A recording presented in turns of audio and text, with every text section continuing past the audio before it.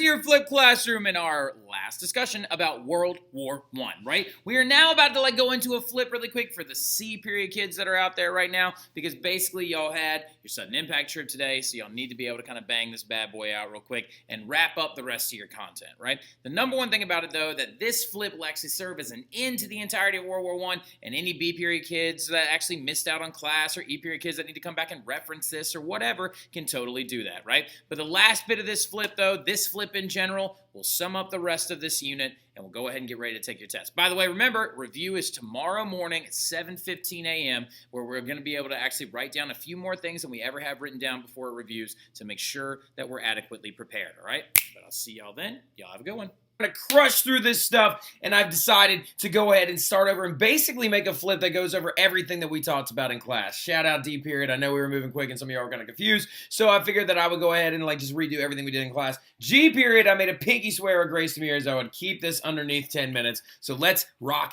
and roll, right? So the biggest thing that a lot of y'all are still getting confused on is how the alliances in this war work, right? So everything in this red color, Germany, Austria-Hungary, and the Ottoman Empire, those guys are your Central Powers, aka the Triple Alliance. Well, the former Triple Alliance, because remember, there is one little weird thing about the Triple Alliance, is that Germany and Austria-Hungary originally signed a treaty with Italy, but Italy is going to switch sides at the beginning of the war. Now, the green countries are all the Triple Entente, aka the Allies, right? So the big thing is you got England, France, and Russia. But the thing about it that you need to remember is one key little factor is that these guys, the Russians, are no longer in the war, right? As of 1918 and 1917, they have decided to drop out, right? They had a communist revolution, they had an overthrow of the government by Vladimir Lenin, and so they are no longer in this war at all. This is going to give Germany a chance to focus all of their attention on France and Great Britain and try to push the front line all the way into Paris, knock out France, and win this war, right?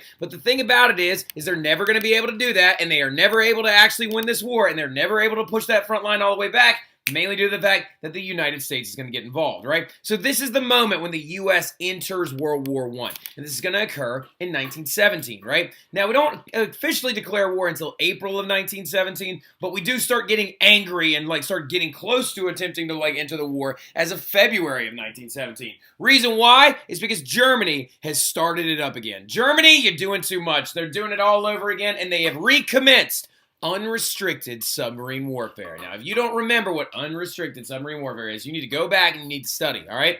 Unrestricted submarine warfare, though, is the concept of a submarine, a German submarine, being used to sink any target that comes by, whether it be military or civilian. And we saw how much this angered the United States when they sunk the Lusitania, right? The Lusitania was that passenger boat, that cruise ship vessel that killed 1,200 civilians, destroyed a bunch of war supplies that the United States was sending to Great Britain, and also killed 128 American civilians, right?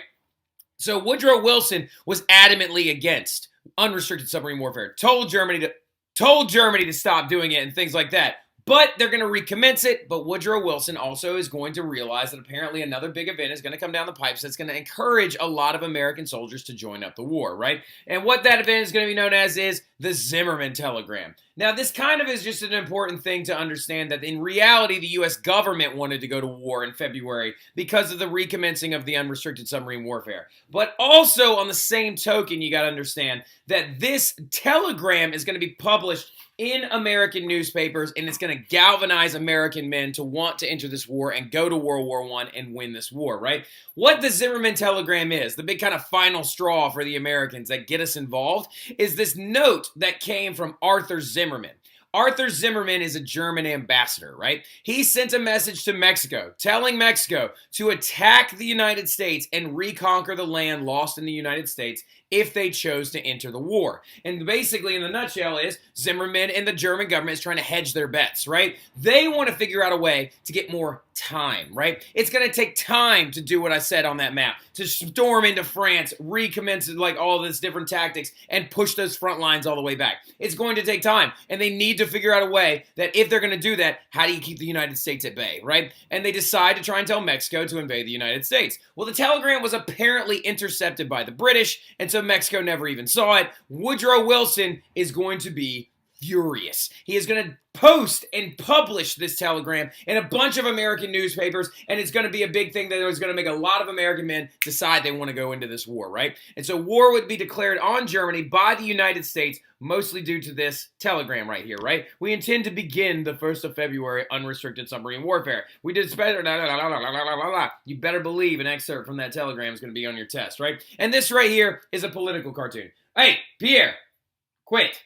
So, sorry, he's eating toilet paper in the trash. All right, so now, you little weirdo. Now, so the biggest thing about it, though, is this also is a political cartoon demonstrating the Zimmerman telegram. This right here is a German figure with horns and stuff like that being like this, basically saying is the devil. It's like tempting Mexico with money and bribing them into invading the United States, right? Well, the big thing that you have to understand about it is the Americans are going to get involved, declare war officially in April 7th, 1917.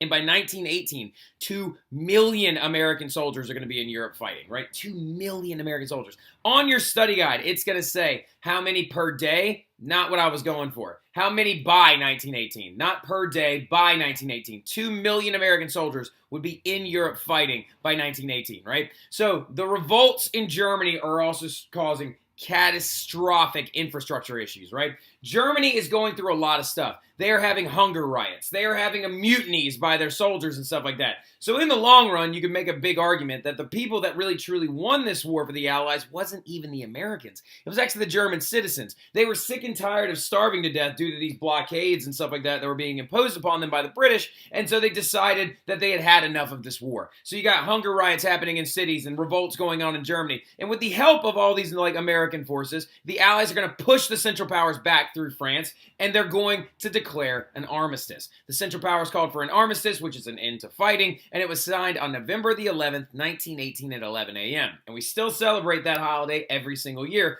We just now, instead of calling it Armistice Day, we call it Veterans Day, right? So the big thing about it, though, is the good way to remember Armistice Day is on the 11th day of the 11th month of the 11th hour in 1918, World War I came to an end. And it was actually signed on a train car that was on its way to, through France, right? And apparently later on, Adolf Hitler, gets this train car and, wants to destroy it and stuff like that because it's, where World War I ended and where Germany had to surrender. So the big thing about it, though, in the long run, is the armistice is signed and Germany surrenders, right? Now, it takes a little while for the war fighting to truly end because there's a lot of people out in remote areas that are going to continue fighting and things like that. But that's not something y'all need to worry about, right? But the aftermath of this war is ridiculous. You got millions of soldiers and civilians dead. A total of 20 million, we predict. Close to 20 million, slightly over 20 million people have died due to this war, right? In horrific circumstances where new war technology has just stripped away human life in such a ridiculous fashion. And on top of everything else, you've got a pandemic out there. This pandemic, jot this down, is known as the Spanish flu, right? The pandemic known as the Spanish flu, which was discovered in Spain. It's not actually from Spain. It was just discovered in Spain for the very first time. Thank you, Caleb Boya. Now, so the biggest thing about it is the flu killed 20 million people worldwide. Now, the thing about it, though, is after the fact and after the armistice is signed, big three countries became known as the Big Three, right? The Big Three countries become U.S., France, and Britain. Why are they being called the Big Three? Due to the fact that they are the ones who basically won World War I, and they are the ones who are now making economic decisions that will benefit them and then also try to figure out how to bring a peace to this entire thing after World War I. And you can see the leaders of the Big Three in this. Some of you are like, but there's 4 people. Shut up. So now look, so the people you need to worry about are, this is David Lloyd George, who is the Prime Minister of Great Britain. This is Georges Clemenceau, not the Lorax, who is the leader of the President of France. And this is Woodrow Wilson, who's the President of the United States. Those guys represent your Big Three at this meeting. And that photo is from this meeting, the Paris Peace Conference. This was held in France, not and France or what, not and France. There's a typo on the study guide too that says, these three held it and France. It was in France. The Paris Peace Conference was held in France in 1919. And Woodrow Wilson brought a document that he thought would bring a peaceful end to this war, right? He shows up with his document, and his document is known as the 14 points, right? Because he actually refused to sign this thing known as the Treaty of Versailles. And we'll get to the Treaty of Versailles here in a second. But Woodrow Wilson believed that if we use 14 simple rules, we will be able to avoid another worldwide war. He was like, we want to never let this happen again. And spoiler alert, it does. Now, but like the biggest thing is like, we don't want this to ever happen again. We don't ever want to see worldwide war. We don't ever want to see civilian loss or like military losses of this matter ever or magnitude ever again. So he suggests his 14 points. And his 14 points included a lot of simple things. They called for fair trade over the water, no more unrestricted submarine warfare, self-determination, a de-imperialization, and things like that. Simple little things that could have been done to actually avoid another world war.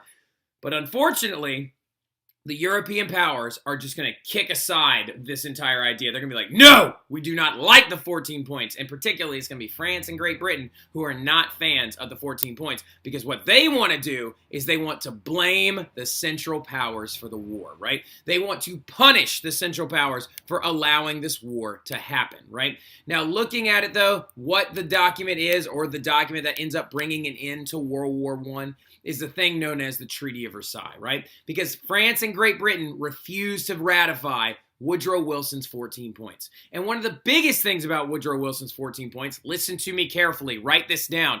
Woodrow Wilson's 14 points also included making what was known as a League of Nations, right? Write that underneath the bullet point right there.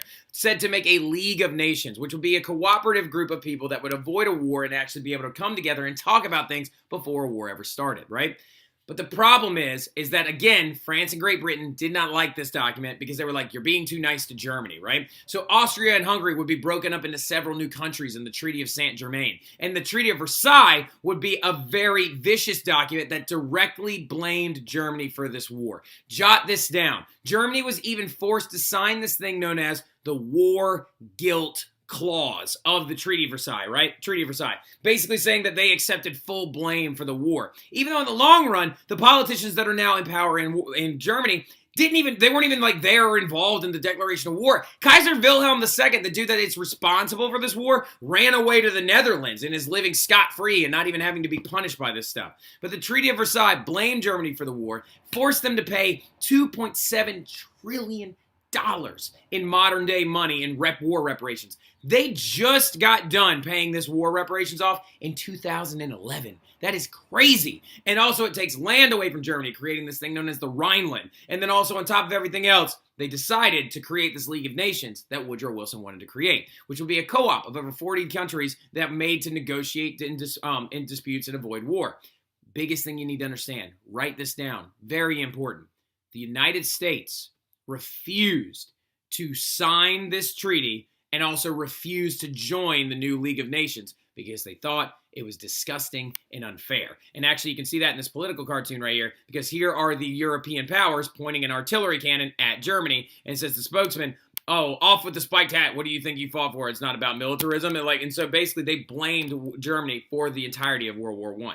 And so what you're going to see happen in Germany is catastrophic hyperinflation and absolutely terrible growth in the bad economics. And it's going to lead directly into World War II. So another little thing you should jot down as well is the Treaty of Versailles leads directly to World War II, okay? But we'll talk about that more when we actually show up on Monday morning, and I'll talk about that when we review for our test. But y'all have a great one. Enjoy the rest of your weekend. I'll see y'all soon. Y'all have a good one.